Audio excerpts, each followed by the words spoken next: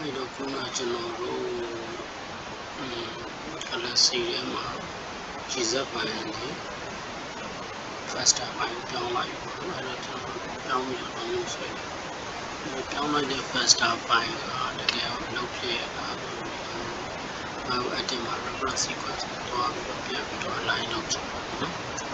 အဲ့ဒီတော့ biometric ကိုဖွင့်မယ် biometric ဖွင့်ပြီး biometric ကိုလည်းတောင်းလို့နော်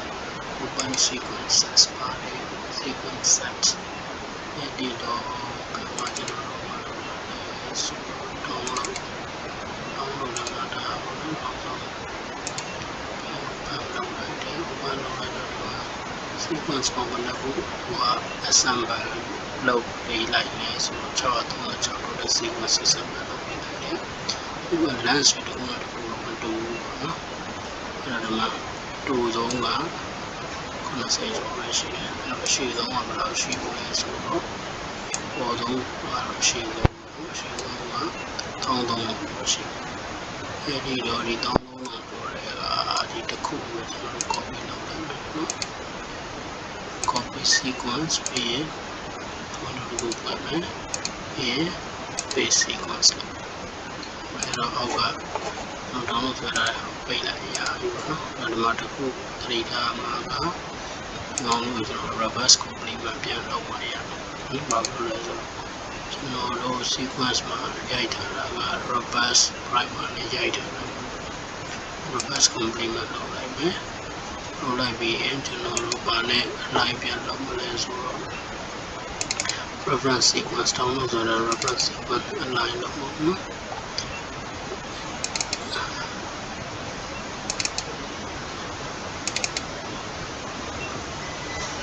CSGP နော်ရှိခွင့်လိုက်တယ်အဲဒီတော့ကူးမယ် copy sequence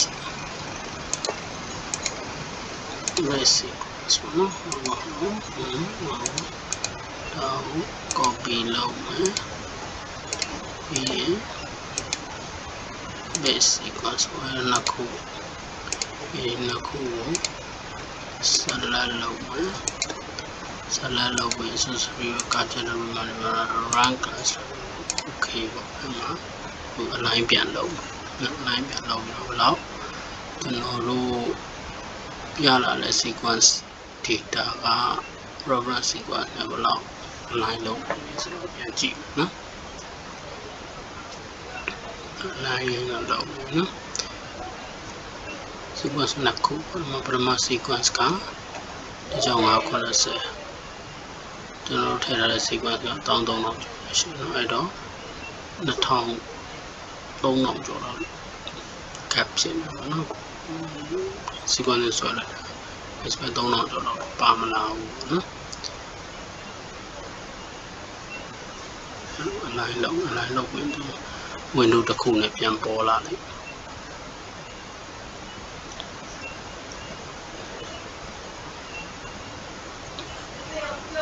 ဒီမှာထွက်လာနော်မထွက်လာပြီကြည့်လိုက်တော့ဘယ်လောက်မှသွားပြီးတော့သူက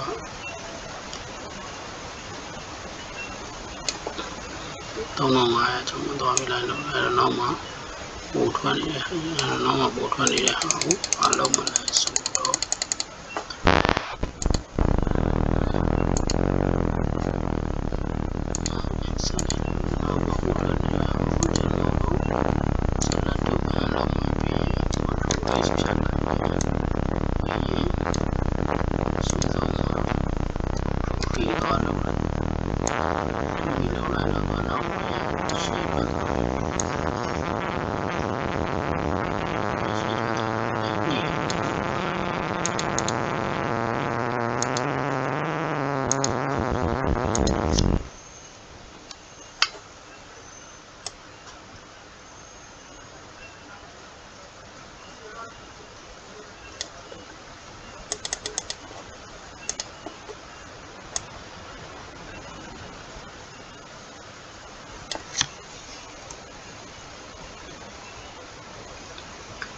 ဒီမှာကျွန်တော်တို့ပုံနေတဲ့အနေက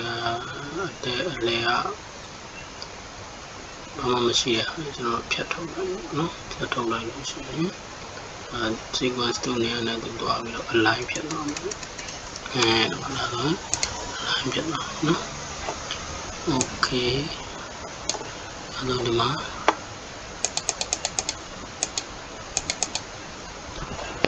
ဒီမှာC တလုံး deletion ဖြစ်နေနော်အဲ့တော့ insert space တစ်ခုထည့်အဲ့တော့339 313D ပေါ့နော် 313D ဖြစ်တယ်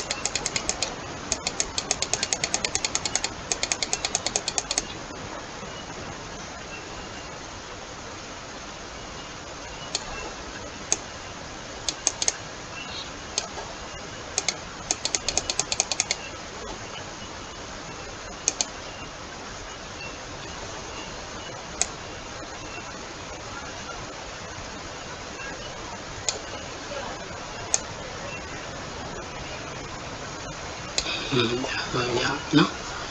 ဒါဆိုရင်ကျွန်တော်တို့ဒီမှာတော့ CD4 ပဲ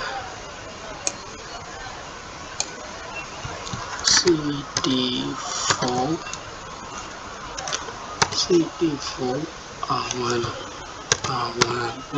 R1 line and close ဒါကျွန်တော်တို့ CD4 R1 copy sequence လုပ်မယ် this sequence နော် CD4 R1 ကျွန်တော် save လုပ်ထားမယ်ဘယ်ထဲမှာ CD4 R2 CD4